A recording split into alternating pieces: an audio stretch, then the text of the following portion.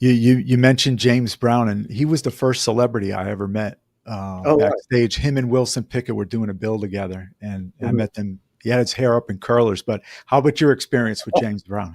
Okay, so my James Brown experience, it was really cool. There was no rehearsals. It's like you Okay, just went on stage and you started playing, and he right. had hand signals and all this stuff, and so you kind of learned as you go, right? And you knew all the tunes because you've played. You know, how many times have I played "I Feel Good" in my life? You know, and so you know the tunes. But he would call. So we'd start out the set with Maceo playing. Maceo would come out and play Yeah. for like 20, 30 minutes just on his own, going through the audience until his lips were bleeding practically. And from the downbeat to the end of the show, which would be sometimes 3 hours, I mean, he would just go. The audience never sat down. I mean, that band grooved so hard. It was just nobody could sit down. We didn't sit down.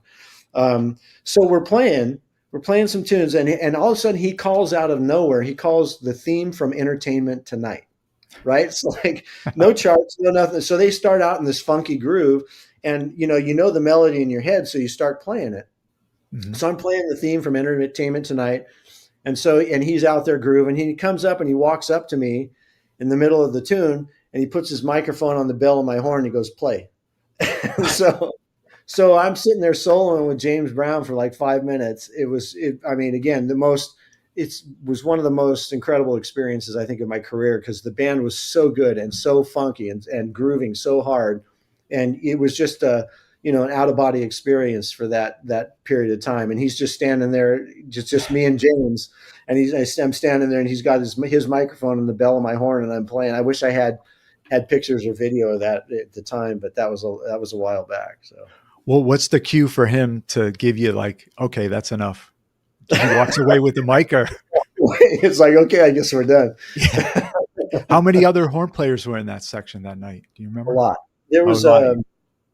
we had a full big band, and then he had like five horn players of his own. So we Okay. had I played with him for several weeks when he was in town, and so there was probably a total of there's probably maybe six or seven sax players, Wow. uh, four trumpet players, two or three trombone players, and everything in his band was doubled anyway. He had two drummers, he had Right. two Yeah. guitar players, he had two keyboard players.